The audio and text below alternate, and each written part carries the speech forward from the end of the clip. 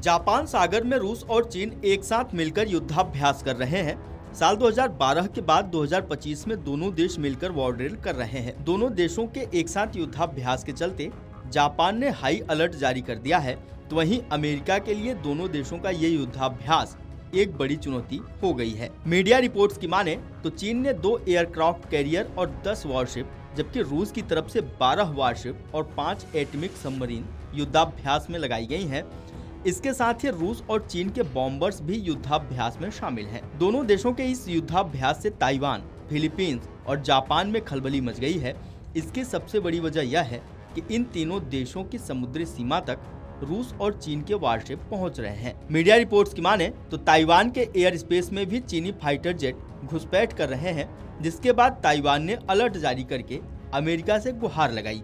अब America eastern Pacific से अपनी फ्लीट को जापान सागर भेज रहा है, जिससे चीन और रूस के साथ अमेरिका का टकराव हो सकता है। यानी बाल्टिक और पैसिफिक के अलावा जापान सागर में अमेरिका रूस आमने सामने हो सकते हैं। मीडिया रिपोर्ट्स के अनुसार बाल्टिक में रूसी सबमरीन और अमेरिकी सबमरीन टकरा रहा है, जबकि पैसिफिक में रूस और अमेरिका के वारशिप आसपास ही युद्धाभ्यास कर रहे हैं।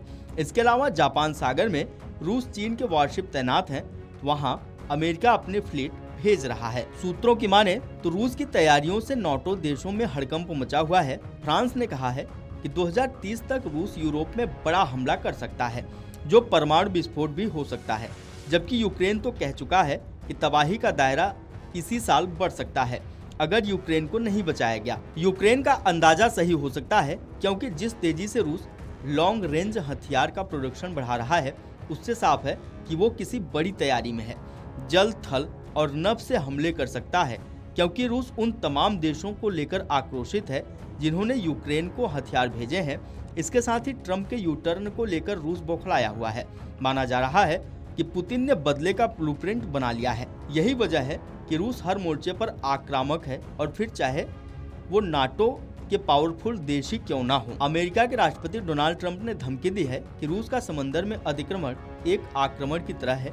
रूस को पलटवार के लिए तैयार रहना होगा। यूरोप में अब समीकरण बदल रहे हैं।